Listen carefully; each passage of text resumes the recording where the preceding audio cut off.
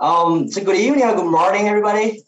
Depending on where you are, we have people joining from the West Coast, from East Coast, from Asia.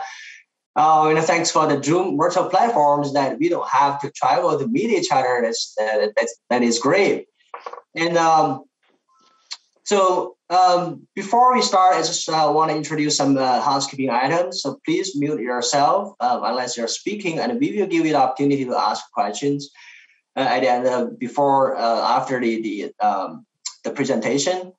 And my name is Kai Zhang. I'm a senior manager at Amgen. I'm leading the precision diagnostics, partnership, and project management team to work with both internal and external partners to ensure that every right patient receives the right treatment in the right amount at the right time. And I'm a volunteer of 职挂云帆, which means create your career best in Chinese. And we are a non-profit program founded in September 2020 in Silicon Valley, California. So even though we are a young program, but we have provided multiple in-person and virtual career development seminars to inspire and empower young professionals. And by professional coaching and mentorship, the participants can usually understand better the job market, improve their skills, overcome the obstacles, and eventually have a happier, healthier, and more meaningful and productive and impactful career in life. Yeah. So that's our goal. And it's the 职挂云帆 team is composed of a team of very dedicated volunteers who are passionate about helping you create your career best. And it's definitely a great teamwork, including this one. It's not just myself make this happen. I have to say a big thank you to my teammates, Lan, Yang, and Cici. So we noticed that many people are struggling with self-promotion at work. And when we were kids, including myself, we were taught to stay humble. If your work speaks for itself, you shouldn't have to. And when we grow up, we notice that it's not always the case. Even though our work is stellar, our skills and the success may go unnoticed. And not many people are feeling comfortable about self-promotion at work. They feel like self-promoting is sucking up, it's spraying, it's really viewed as negative. Now, many people tell me whenever they go to a networking event, they usually hide themselves by the free food and drinks, including myself. I did that a couple of years ago. Well, I love free food. I usually bring a Tupperware with me to take the free food back to my apartment when I was a student. And when I was the student body president, I tell everybody to do that. But the more important reason I did that is I try to avoid a conversation with others because I don't know how to introduce myself to other people, especially to the people who are a lot senior than me. And today, we are very, very fortunate to have two of the very well-respected and experienced industry leaders, and Kimberly Clemenson and Janis Naeve, to share their advice on self-promotion at work. And there are many, many things I admire them. And both of them, they're not only experienced, very successful industry leaders, but also very passionate about helping others advance their career. And some people are very experienced, but they may not find the time to help you. But both of them spend a lot of time, even outside of their working hours, to help people advance their career, just like today. And both of them are scientists by training, then gradually move on to people management and business development. Some people say scientists are nerds. They don't know how to talk to people, how to connect to people. And today you will see it's not true. It's all about practice. And last but not least, they advance their career not by jumping from one job to another. They are among the people in the biotech industry who have the longest tenure in the same company. Janis joined Amgen about 17 years ago, and Kimberly has been Amgen more than 18 years. So they're the perfect example to demonstrate that you don't have to jump from one job to another to advance your career. And today's session, I believe, will be very interactive, creative, and fun as well. Because instead of letting each of them do a their individual presentation for 15 minutes each, they decide to play off of each other, to ask each other questions, and poke each other, maybe give each other a hard time, to bring out the best in each other, which is good for us, right? So let me briefly introduce the speakers today. So Kimberly Clemenson, she joined Amgen in 2003 and is currently the VP of R&D Transformation at Amgen. So and is a member of the R&D Senior Leadership at Amgen. And her team partners with the company leaders to either build new initiatives or improve the existing capabilities with the goals of reducing cost, increasing quality, and accelerating drug discovery, development, and commercialization of Amgen's product portfolio. And she has been holding multiple very impactful roles and leadership roles at Amgen, such as global operations leader, global product general manager, and Amgen BeiGene Collaboration leader. And she earned her BS and MS in physics, very smart, from Eastern Kentucky University and the Texas A&M University, respectively, and the MBA from UCLA. And Janis Naeve joined Amgen in 2005 and is currently the managing director of Amgen Ventures, which is a venture capital arm of Amgen. And she directs investment in biopharmaceuticals and digital tech companies. And she serves as a board observer for multiple biotech companies, such as Untitled Biosciences. And she also serves as a committee member for multiple investment committees, such as Silicon Valley Bank Healthcare Advisory Committee. And she was selected to San Francisco Business Times as the most influential women in Bay Area business 2020. And congrats. And she earned her Ph.D. in pathology from University of Southern California and completed a postdoc fellowship from Caltech. So before I pass the baton to Kimberly and Janis, I want to say to everybody, please mute yourself unless you're speaking, but we do encourage everybody to turn on the camera, because I believe turning on the camera and showing your face to others is one of the very first steps to promote yourselves. So feel free to turn on the camera. Thank you. And Kimberly and Janis, thank you again for joining us from a very, very busy schedule, and the floor is yours. Great. Thank you, Kai. And it's so fun to be separated by a screen, but being able to do something with you again, Kimberly, it's been a long time since we got together. Yes, it's been too long. Absolutely too long. And Kai, I just cannot thank you enough for actually setting this up and inviting Janis and I to do this. I know you participated in a talk I did a while back on prioritization, which touched on this a little bit, and it's just one of my absolute favorite topics. And being a physicist who landed in a biotechnology company and having an amazing career where every 2 years another just great assignment has presented itself, I feel like I've developed this skill pretty well. So I'm pretty excited to share with you some of the examples of things that I've done over my career. The one thing that I'll add is Janis and I are both at Amgen, and we're going to speak to, I think, a lot of things that we've seen at Amgen.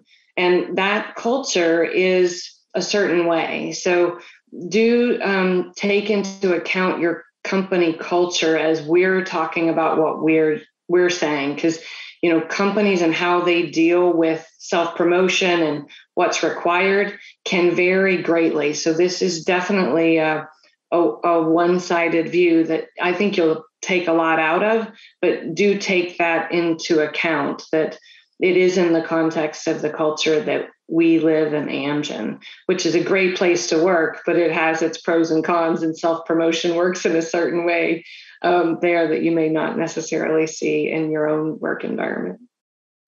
So, I kind of like something that resonated with me, Kai, you said is like, oh, you'd go to these places and, you wouldn't introduce yourself. You'd stay by the food. And it's like, that is so me. And just to be honest, I even still do it sometimes, right? I'll go to some event prior to COVID and I am not the person that really goes out there. So you really do have to work on it. And it's kind of a constant thing. I don't know, Kimberly, maybe you have adapted so well, but I'm guessing, being scientists, we tend to be more introverted. It's not really in our nature. So you do have to kind of go beyond your nature, which kind of brings me to the whole elevator pitch thing, right? And so, from my standpoint, that is like the hardest thing to do, right? And so many times people will start with, and I hate hearing this, is, oh, I'm a such and such by training. Don't do that. Give your genuine self. They always start or chronologically, right? And you're like, oh my God, this is going to be long. Just figure out something that really the first few sentences that you get into it, like any talk, is something that just it tells you more about you, what makes you excited about things. Just that is the most important thing on an elevator pitch. And I find that if I have a couple or three of those kind of 5-sentence things, I can tell myself when I go to these meetings, I need to go do that to 5 people. And before I know it, I've done it to 10. But those elevator pitches, just, take the effort, think about it, but always make it personal, because you can always connect with anybody, no matter what level, if you do it that way, as opposed to kind of going through this litany of, where you started your life. So I don't know, Kimberly, what have you learned from using a good or developing a good elevator? Yeah, well, the funniest story I have to add to this is early on in my career at Amgen, I did land in the elevator by myself with the CEO of the company. And, it may be harder in these COVID hybrid work environments, but likely sometime in your career, you're going to end up in the elevator with somebody very important and have that opportunity. And in fact, he said, well, what's your name? What do you do? And I said, well, I'm Kimberly Clemenson, and I'm working on Enbrel. And we're working on a new device. And we're getting rid of the sting. It's really complicated, but patients are going to love it. And I was just so excited about it. And of course, I was just a member of this team, but I was really passionate about what we were doing.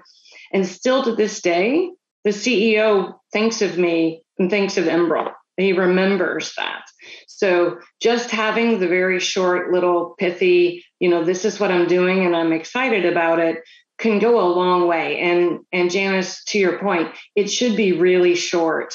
At least that intro, because they're going to forget sort of the second and third and fourth sentence, but with your name and sort of what you're doing or what you're passionate about can really be impactful. I think also for me, I'm an extroverted introvert, so I sort of sat on that edge. And I wouldn't say that I'm necessarily comfortable meeting and talking. So the elevator pitch is easier for me than a networking event, where then you've got to follow the elevator pitch with a conversation. But at least my advice is ask people about themselves. People love to talk about themselves. So you can just walk up, introduce yourself, say, hi, I'm relatively new at the company. I'm studying in this group, but can you tell me a little bit about your career path and how you got here? If you can keep the questions fairly general and asking someone to tell them about yourself, or, what do you see as the biggest, challenges that we're facing as a company? Pretty general, but, they're going to be able to easily answer that and talk about it. If you keep it to that level, there are no bad questions. And it can be very easy conversation to have. Or, what do you think about, me? I've got a Ph.D. and I'm in this group, other ideas of people I could talk to just to learn more about the company. Very simple questions will go a long way. And and maybe most importantly, the more senior people at those networking events are likely standing by themselves and feeling more awkward than you because nobody's talking to them. So they'll appreciate when somebody comes up and says, "Hi, I'm Kimberly, I'm new at the company. Can you tell me a little bit about what's, whatever." So they'll appreciate it and they'll remember it, I guarantee you. Everyone feels awkward. It's a human condition. So just always assume that. And, and that's the elevator pitch and, asking them questions about themselves. That is a way of self-promoting yourself, right? The self-promotion piece is you're trying to make this connection. And what better way to make a connection than beyond introducing yourself is to ask somebody about them and drawing them out. So that is a form of self-promotion. But then to kind of get to the meat of it, right, of how do we say good things about ourselves, right? When I was being brought up, my dad always said, look, don't toot your own horn, let someone else do it for you. Which is, a good point to some extent. But like Kai says, it's like, I found that it reached a point where, I didn't think other people were tooting my horn, right? You need to be able to at least start that yourself. And that is to be able to and this takes practice too, and start with your friends, is to start practicing saying good things that you've accomplished, right?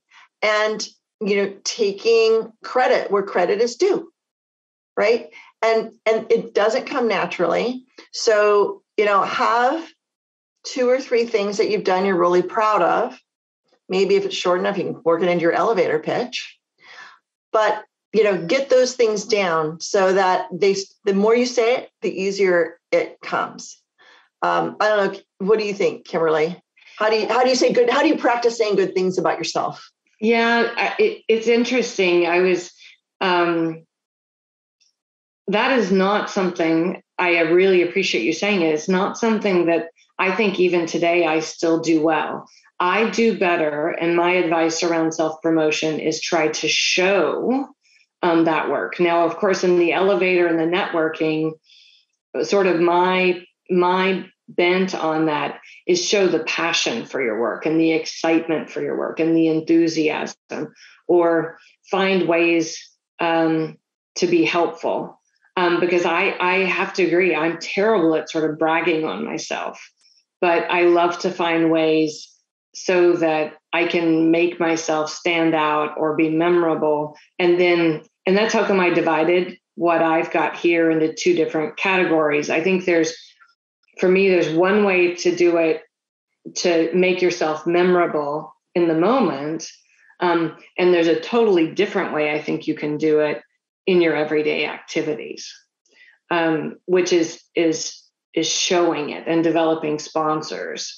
As an example, that's a great way to continue to sort of expand your fan base. So there's more than just you promoting yourself, which is really, really helpful.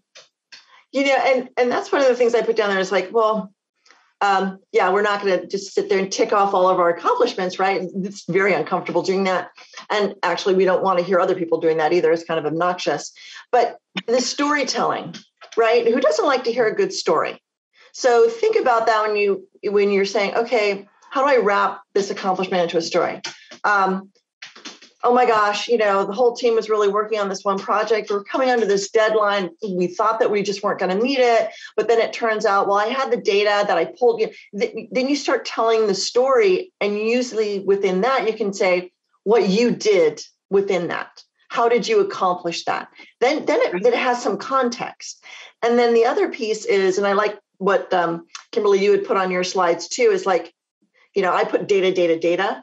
This is exactly what you put there. It's like, it's always good to know things like know the business, know the org chart, know the value chain, because then you could say, I brought this data in and, fortunately, I was able to share it with so-and-so because they needed it to do that contract. So if you know that, then not only are you saying you accomplished X, it had impact on this group of people, and the organization or the value of what you did.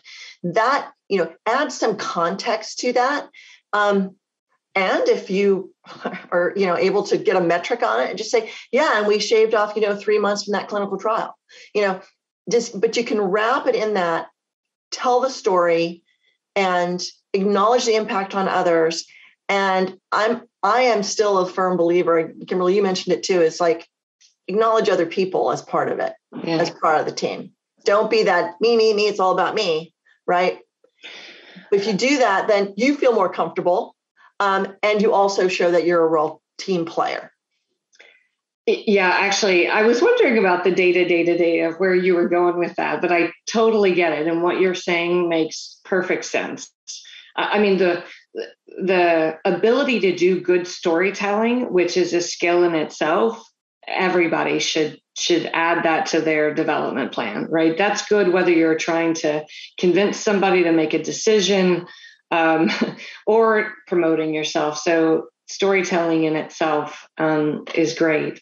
But Janis, your point about sharing the limelight and giving the credit, and it's all not about me, almost is summarizes almost completely how I think about self-promotion at work in your everyday work. The more helpful you are, the more somebody else wants you in their organization. And almost every tactic that I identified here on the far left is about finding ways for people to say, wow, Sally was so great. She knew who to connect me with, and she was able to suggest that. And, she asked me, what the priorities were. And when I said I was really struggling with this, she offered to do something, right? So anytime you scratch someone's back, they're going to want to scratch your back. It's just basic human nature. And again, I mentioned briefly sponsorship. Sponsorship is very important. So a specific thing that I've always done is a great way to open doors is, ask your boss, what's keeping you up at night? What are the major challenges that you're facing? And when they say, oh my gosh, I'm just really struggling to get this deck done for so-and-so next Friday. Well, can I help you with that? I'd be glad to try to take a stab at doing some of that. That will go a long way. Or maybe they say, well, the priorities are, I think we've got some new stuff coming up, and, there's a lot going on, and maybe we're going to go get into some other space over here is going to get really hot and heavy soon. And you're like, wow, just by asking that question, that's something I'm super interested in. So I found lots of opportunities in, next jobs just by asking my boss or others sort of what's coming, what's changing, and in hearing what those are, and then being one of the first people to say, ooh, if that comes around, I'd love to be in that and help that. So asking questions, generally offering a helping hand is always a great way to, again, and they see your work. Maybe I should explain my first statement here. And one of my favorite things to say is the worst thing you can do for your career is put your head down and do a great job. So, Kai, you mentioned that at sort of in the start, we all assume that if we do a great job, we'll get ahead.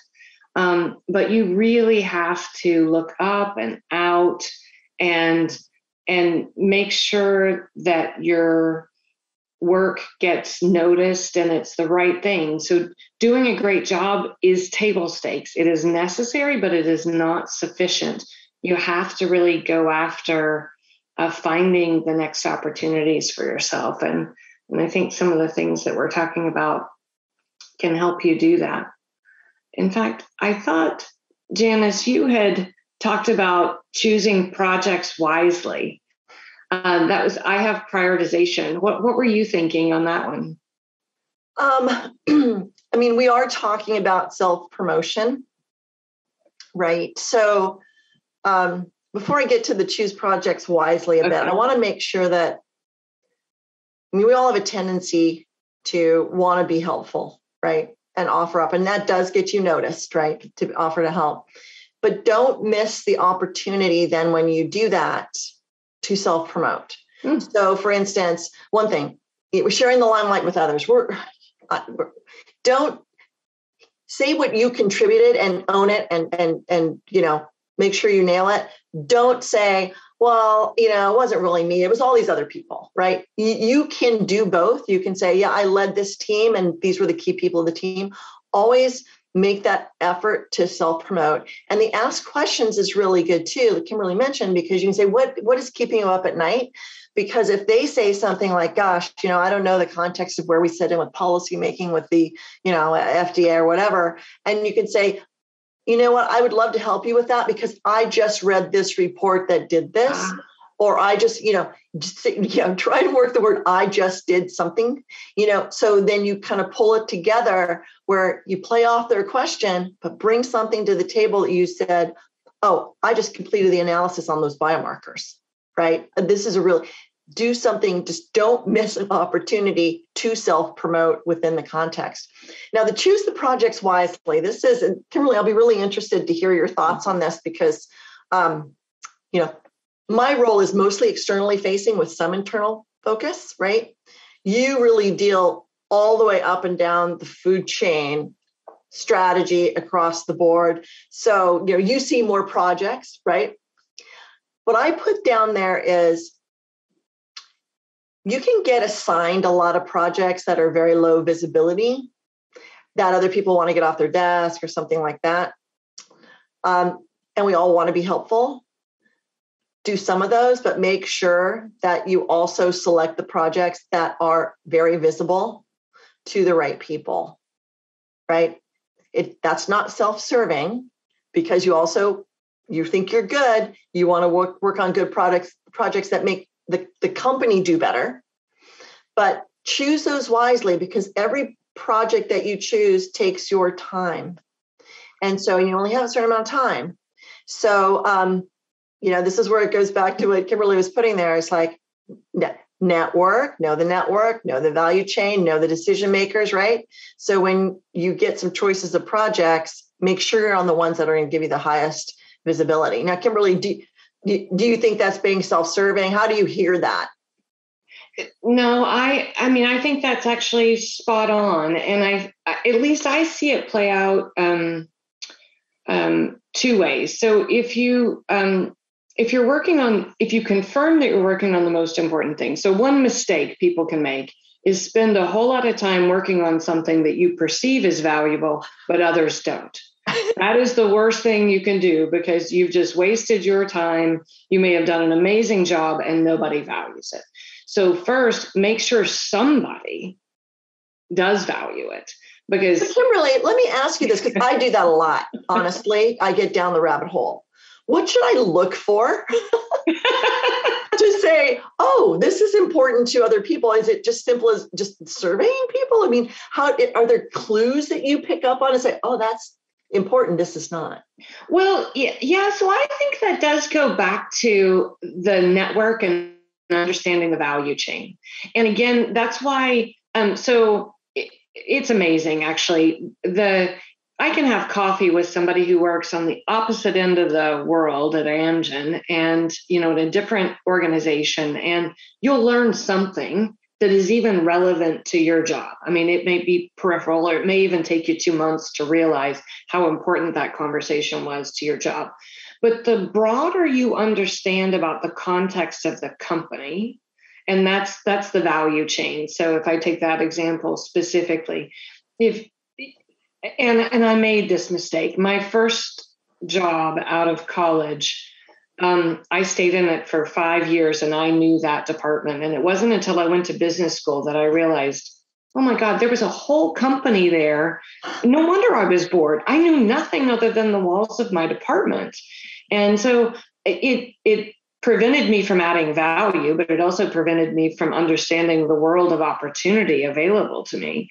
But if you understand your value chain, what I mean by that, and Janis, again, who are the people that deliver information to you, that that then you need something from them in order to do. And then who are the people that you deliver something to, and understanding their business on the receiving or the sending side can improve everything in between, right? The more you understand about who you're delivering to, the more you can fine tune how you deliver it. And they're like, wow, I just noticed, what I'm getting from them is so much better because now you've got the view of what they actually need. And again, I just sort of work on continuing to expand that understanding such that what then I'm contributing or what, again, I perceive as a priority is more valuable because of that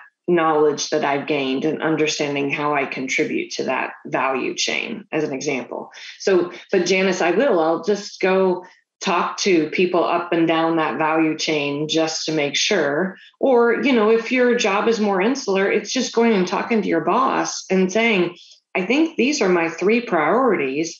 And if I'm going to deliver this, does that sound right to you?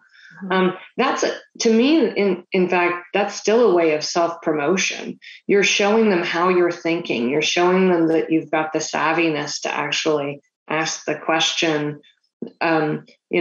is this the right thing to do? If I do this, if I approach it this way, I like that, even the checking in and sharing your thinking allows, Janis, that was a great one. I've been researching this, because I'm really trying to get this job done. So tell them all the things that you're doing to do whatever it is. And is that the right way to approach this? Or should I go do this? And just gives you a great opportunity to just talk about what you've been doing and confirm and show, that you care what you're delivering is of value too. Sort of a long-winded answer, but to me, it's so important. And probably if you were to look back at your earlier self at Amgen, that you kind of learned that skill. And I bet now you kind of just do it intuitively, right? And because, let's face it, in your role and your roles, I always thought of you as kind of like the fixer, right? Yeah. You're on a lot of different I'm still projects. The fixer, I think. Exactly, right? And I've done venture capital, so I've expanded in different ways, but you're really the fixer. So you are really project driven. So you must have, that's why I was really intrigued to kind of say, do you see like little signposts, flags that kind of say, this is important, this is not, how do I prioritize it? So I'm sure we could do a whole hour just on, plumbing that in your mind. But I think that that's not to be short shrifted is, choose what you spend your time on, because that's what you're going to talk about to people to self-promote. And you want to be spending most of your time, the 80-20 thing, on things that are going to matter. So when you do self-promote, people are going to care what you hear. So I totally agree. And maybe one other thing I would add to that, sometime in your career, you're going to be asked to do something that's not very visible and it's not very exciting. And and you're going to need to do it because you're working for a company and that needs to get done, right? And you need to show, one, that you'll do what's best for the company. But a tactic I would employ is, okay, I'll do that, but can I do this too? And so, because I need to stay passionate about what I'm doing, but many times in my career, I've been asked to do something that I didn't necessarily want to do or wasn't so excited about. But again, somebody valued. But negotiate. So I'm like, well, I'm going to do both of those things. And I bet you 50% of the time that got me a promotion, So it's like, I'm still doing something I'm passionate about, but I'm doing what you need to do. I did a little bit more. So that's again, a way to be a good team player and self-promote and keep yourself happy at work. Excellent advice. And that kind of does bring us to the conversation around, working with your manager, right? We kind of jumped into the elevator pitch and things like that. Because when you choose projects or take them on or try and get out of them, whatever, you're working with your manager. And I think that's a challenging thing. Some people are really lucky; they've got great managers and they can have the right conversations, and self-promotion is easy, and they can even help you do it sometimes. If you find yourself with a manager that's not good like that, that's a lot more of a challenge, right? And that might be often more of the case than not. So I don't know, Kimberly, what kind of thoughts do you have or advice around that for people with their managers? Yeah, if we all land in positions where we don't have maybe great managers that are looking out for the best of us, or it's difficult to mesh. I think my advice in that situation would be ask for a stretch assignment. So at Amgen, we have these things called like Spark projects. So I can go spend 20% of my time in some other space to extend my development. So then I would be trying to get maybe an assignment, a side assignment, could be small, to give you exposure to somebody else that might, again, help. Or again, you can always ask for a mentor, but I like the side assignments better because I can mentor people, but I'm not going to be a sponsor for someone I'm mentoring. I haven't seen their work.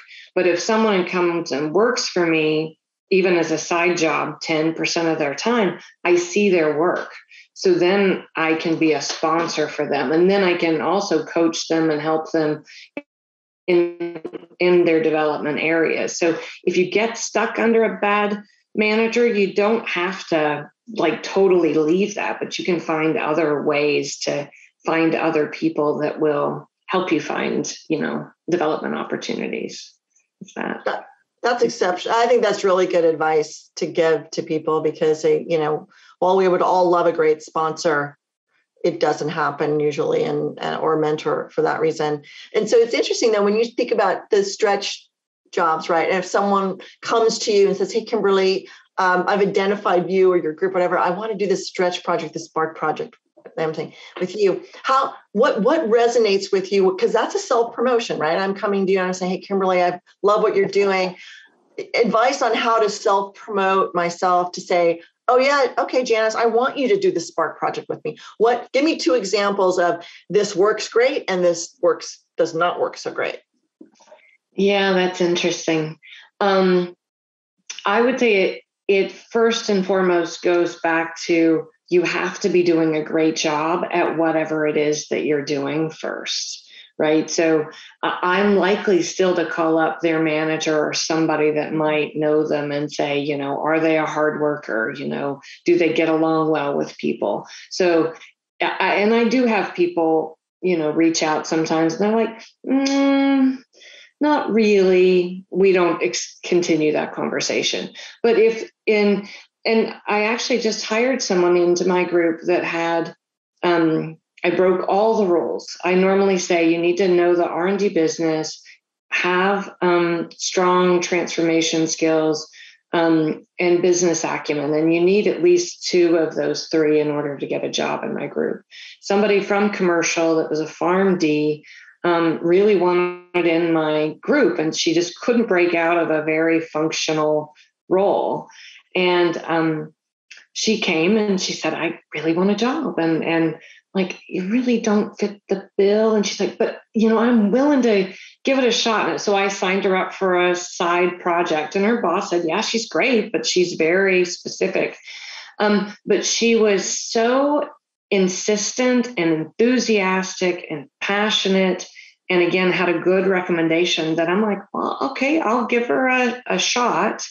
And after giving her a shot for a couple of months, I just saw that she learned so quickly and she just rolled with the punches. So again, she worked well with people. She could learn quickly. And I ended up hiring her.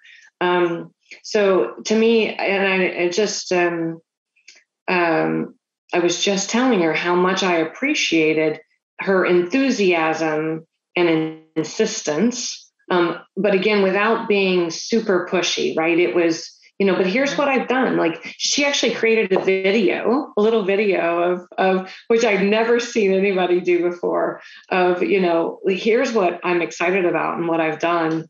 And even sent it to me as a way to get in. It was quite funny. Oh, really creative. That's a gem, right? That's taking self-promotion to a new level, right? But she didn't overdo it, and it's hard to say how. But it was the personality. It was just on point. That's an interesting point, because I know when I get approached. Because what she did is she was enthusiastic, smart, she has all those things, but that little extra piece was she put effort into it. Oh, yes. Right. And I know that, when I get approached for things, like we will do projects too with ventures, I'll have people call me up and they'll get on my calendar and they'll say, I'm interested in ventures, and they'll get on, and then they'll say, they won't introduce themselves really. Right. And they'll just say, I've always been interested in ventures. Tell me what your day is like. And, then I'm stuck talking for 30 minutes. It's like, this is not about me. Right. Whereas there'll be other people. Here's a perfect example of someone at Amgen, and he's just so amazing. And so he put time on my calendar, and actually, we worked into a mentoring situation, and he came not only prepared, he said, I understand you're in business development. I know we do spin outs. Let me tell you about these programs that we work on here. And he educated me for the first 20 minutes. And I got something out of the conversation. To me, that's self-promotion. Because then he said, okay, now help me understand, how do you decide, how do we spin out, assets to VCs? What do they look at? He brought something and educated me. Boy, that made all the difference. That's self-promotion. Have the self-pride to say, no matter who you're talking to, I don't care how senior they are in the organization, whatever, the CEO, just say, you definitely know things that they don't know. Yeah. And aren't we all wanting to learn things? Bring that to bear. That's self-promotion. And it makes them worth their time. I think that's a great example, and totally agree. You can really make yourself stand out, or not at all. Yeah, not at all. Make the effort. Do we need to open it up for questions? I don't. Yeah. I think this is. Thank you so much, Kimberly and Janis. I think it's a perfect time for us to give the audience the opportunities to stand out. The first, I was thinking to do the pre-selected questions first and then do the live questions, but I changed my mind. Because we want to see how much people have learned in the last 40 minutes and how to do self-promotion. So let's do live questions first. And everybody, before you ask a question, I will kindly ask you to turn on the camera. You don't have to, only if you feel comfortable. And then briefly introduce yourself and tell us one thing you're good at. It does not have to be work related. You don't have to be expert in that field. You can be good at many things, right? So let's use the function in Zoom, raise hand function in Zoom, and I will call your name when it's your turn. Okay, so how about self-promotion? So who want to be the first? And if you don't know how to use the raise hand function, and let me know, I will show you. Or you can just unmute yourself and speak. Okay. Yeah, I see. Who raised hand first? Is Yao Ming? Let's do E first. He raised the hand first. Okay, then E, it's your turn. Hey there, my name's E. Thank you, Janis and Kimberly, for coming to this session. I think you actually have a pretty good timely topic, because a lot of the audience here, we are Chinese, and we were like immigrants. A lot of us actually trained in the STEM field, right? So a lot of us are pretty introverted by nature. We don't know how to promote ourselves, but I think I was kind of like inspired by both of your stories, what you told at the very beginning, right? That you started out actually as you started out like you had to practice, right? You don't actually started out what you are today. So thank you for that inspiration. I'd like to say that. I was actually thinking about this question about how I need to understand the business context in order to self-promote myself to more important people and say, hey, this is what matters to you, right? Not on the local level, right? What the details that matter to me, but what matters to you. If I don't get a opportunity to directly talk to these people, how do I actually get those business contexts? That's my question. Is there a way of like learning? I probably have to introduce myself first. So I'm actually working at a firm, which is a fintech company. I'm actually working in the engineering function, right? So I get assigned a lot of like technical tasks, but a lot of times I actually don't understand how they relate to the business. Right. So, if I'm talking to a business leader, then how do I actually promote myself? Say this engineering work is actually really important. Hey, could you tell us one thing you're good at? Oh, sure. I'm pretty good at playing basketball. So I have been playing less during COVID because it's very intensive and you risk getting caught in a virus. But that's one thing that I love. Yeah. Thank you. Yeah, I think that's a great question. And I think I would say you have to start somewhere. So I totally appreciate that, you're an engineer working in a very specific spot, and maybe you don't understand the business context. But I would say before you go reach out to the senior executive to have the conversation, start expanding your network around you. So I do have up here, study the org chart. So see if you can identify people that are like you in other parts of the business and start scheduling a coffee or a lunch, or, again, we can do a virtual chat. Generally, people are very willing to meet with someone within the company and say, just like Janis said, say, I work in the technical engineering group building this thing. I'd love to tell you a little bit about what I do, and I'd love to hear more about what you do. And I guarantee you'll end up with a group of some people might not be so interested, and some will be like, that's a great idea. I know Sally, we could include her. I used to do, and of course, when we were on site and very early in my career, we would sort of get this so that, 5 or 6 people would get together for lunch, and we had nothing in common other than we were all just trying to learn other parts of the business. So that'll give you the education and the context of how your job relates to other, and then you can start putting the pieces together, which can be very valuable. Janis? Yeah, no, definitely that's a great idea. That's the best way to learn other parts of the company's business, and it's the fastest, right? And you can groove into it because you don't, if you're making the appointment with 2 levels above, you're nervous, you think, start with the friendlies first. That's and I think that's kind of a little bit of a bottom up type of approach. But I think also, you mentioned fintech. It's like, you can find things where you just can grab headlines, right? Like in my business, right? You look at Fierce Healthcare IT. You guys have your own little things.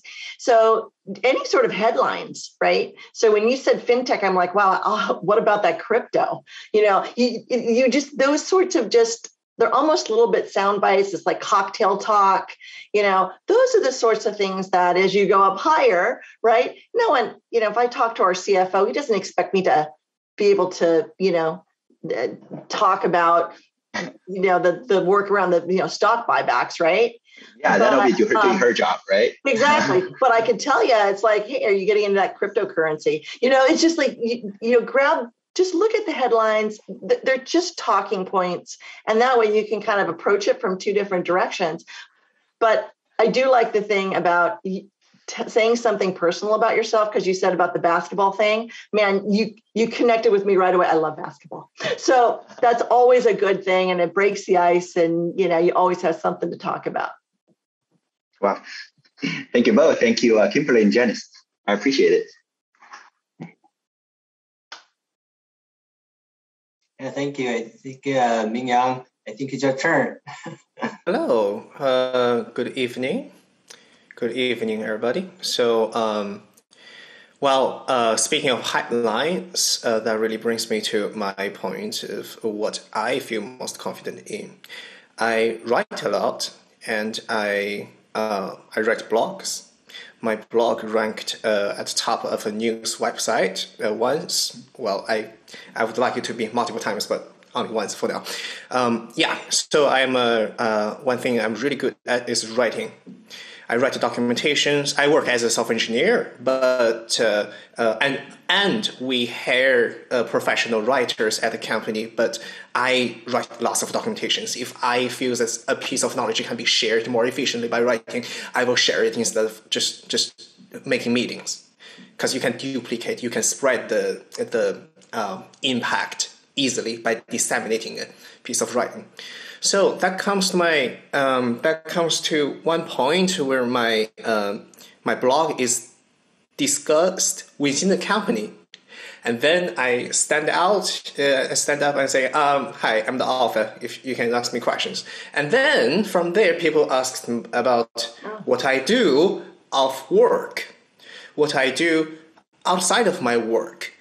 Well, I'm that kind of person who prefers to separate my circle, separate my coworkers from my friends, and I would never feel as confident as E, who as in saying, "Oh, I enjoy playing basketball. I'm good at playing basketball." I would probably never have a day to have that kind of confidence. So in terms of self-promoting, where do you see that we should draw the line between sharing and oversharing? Well, you should only do what you're comfortable doing, right? It's the whole being authentic bit.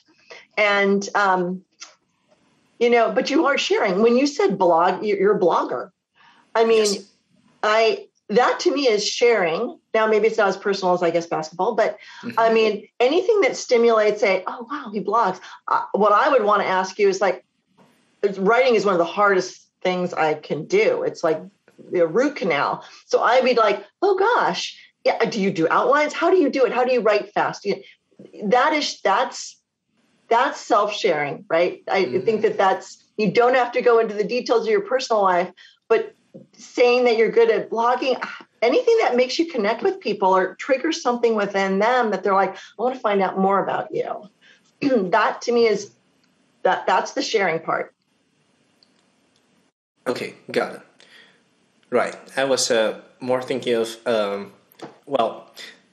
the day that I find out that people find out about my blog, I decided to take down all my personal journals from my blog and just professional content. That, yeah. Okay, gotcha. Yeah, that's a longer conversation. I mean, interesting what Kimberly you say. I struggle with that a bit because I've got the LinkedIn profile and I try and keep it just all up and up. I was on Twitter for a while, but it was more like a personal thing. And I had to, I've probably gone more toward anything that I put on the outside internet. Like I consider it professional, right? Got it. So I'm a bad person to ask. I think you could probably talk to other people who have managed it both or have separate accounts or something like that. But if you blog, I mean, you got a gift. You don't want to totally take it down. So I don't know, Kimberly, do you have any good advice there? You're muted, Kimberly. Hello. Sorry, I was muted. Sorry. I hear you. That one is super tough because a lot of companies do have policies about what you do, to make sure that at least whatever you're doing, you're clear that you're representing yourself, not your company. Right. If you're that active, I'd almost consider an alias kind of thing for your personal versus work to separate the two a little bit. But we're an older generation here that I think is less into a lot of the, social media and all that stuff. I'm not as comfortable. I'm like Janis. I keep everything that I do pretty professional on the front end, but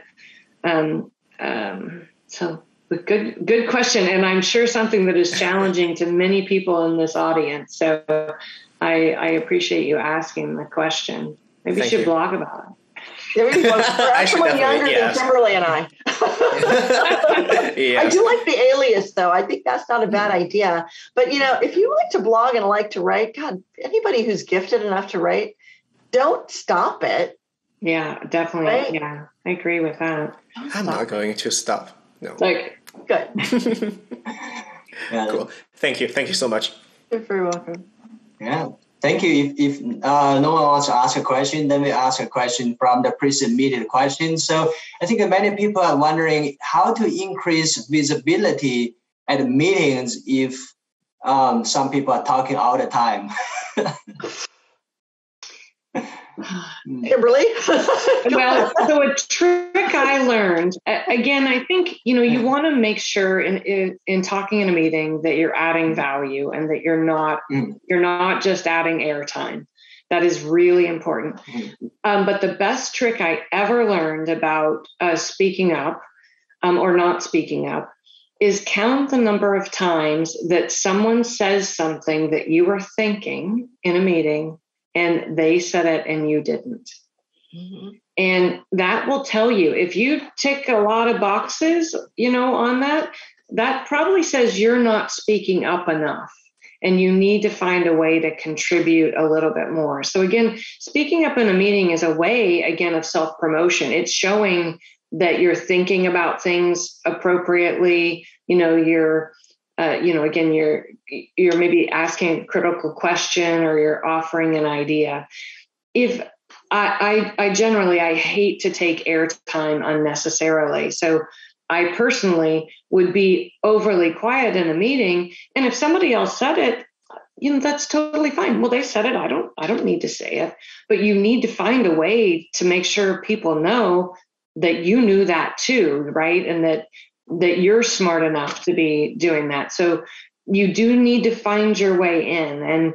And so that's at least a good tool that I've always used. Kimberly is very civilized. and that's a good thing to, and know your crowd, right? If you got all the senior execs, then maybe you want to be very careful about, how you interject into the conversation. But if it's, a group that, you feel like you really wanted to add something. People, they can't talk forever. They have to take a breath, right? And so when they stop to take a breath or take a sip of water or whatever, be ready to jump in and always have I like to use things that I can slot in real quick that gets my foot in the door. Or I'll say, you really made a good point, and then I'd go off on something else. Or let's put a pin in that, come back to it because I want to talk. But they have to stop and breathe. So just be ready. But like Kimberly says, if you're just going to go in and just derail it, you'll get crickets after you stop talking and you shouldn't have talked. But, be ready and just, put your toe in the door with some statement that you're just very used to saying, right? And Janis, you said something that I think is really important.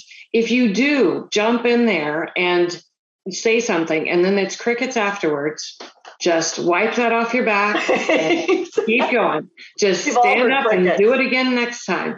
Now, you might, if it happens 2 or 3 times, then you might have some introspection of, do I really understand what's going on or not? Yeah. But do not let, one bad, fail of interjecting affect you at all. Keep going. Just push ahead. You've got to get yourself out there. So, and we all do it. I promise. Good point. We're not always on point. Thank you so much. I want to be respectful for the, for you guys' time. I notice it's already 5 past 7. I see one more person that raised their hand. Do you think I know I already asked too much. Kimberly and Janis, you guys are super nice, super busy, and probably hungry as well. Do you think you may have a few minutes to answer the last question? If you guys have another appointment, feel free to say no. I empower you guys to say no. Yes, no, I have no other appointments. Okay, then Vicky. So yeah, you're very lucky, and so please feel free to ask your question and introduce yourself and say one thing you're good at first. Thank you. Yes, thank you for taking my question. All of the advice given was very helpful. I just have a quick question that's probably unique to my circumstance, but I'm also wondering if other people have encountered this before as well. I recently started at a new tech company, a pretty big tech company, and they have an interesting culture. Maybe it's just within the team so far that's what I know. A lot of the team members here have an international background, and fortunately, everyone's very humble. So instead of having a culture of, trying to self-promote, usually people try to give credit to other people. And to blend into this culture, I've also tried to every time give credit to my coworkers who have been very helpful, definitely. But at the same time, I find it difficult to promote myself. I almost feel that it's a little unethical or impolite to say what I did or to pinpoint what my contributions were, because everyone's sort of ceding their contributions to others. And I've tried, I guess the only way that I can think of right now is to probably in certain emails,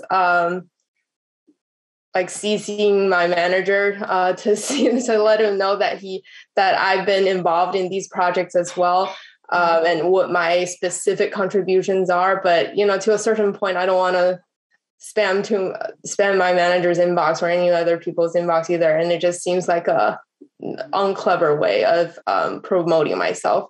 So I was wondering if you would have any advice for this type of situation. What would be the best approach to self-promote at work?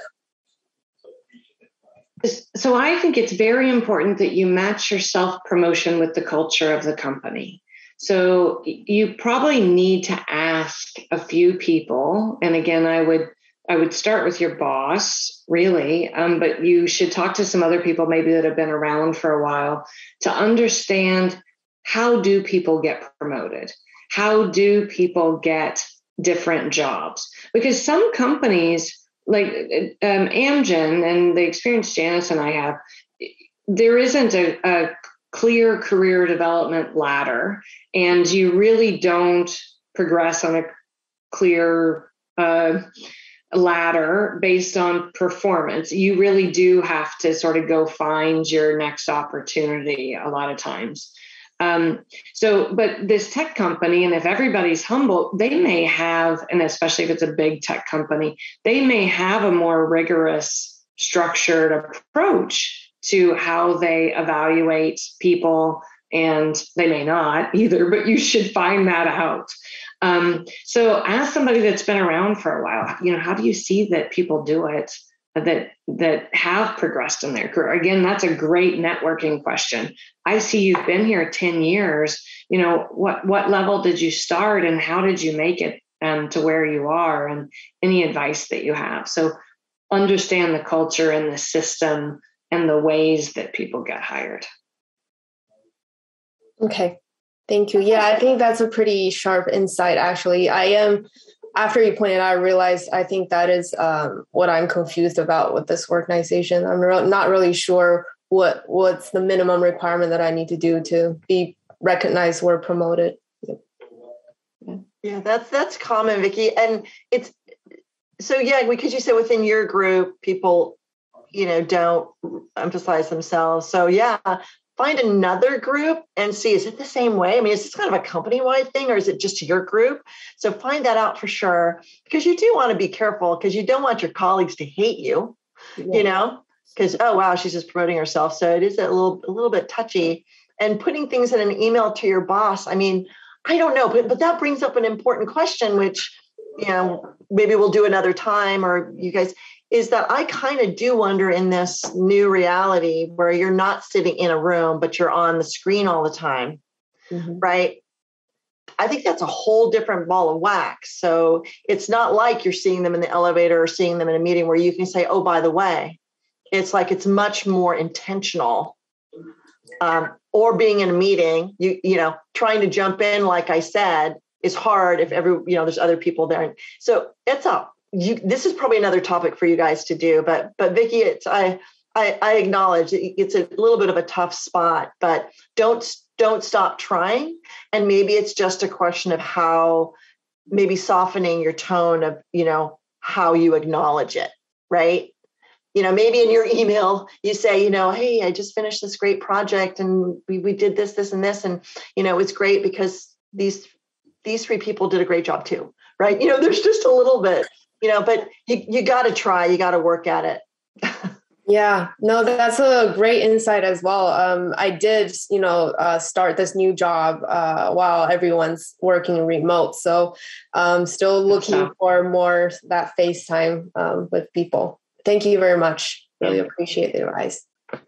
I have to say, just make sure everybody's keeping a list of those results that you delivered and things that you accomplished, whether your company has a formal semi-annual or annual plan. Don't wait till the end of the year to then try to remember all those things you did.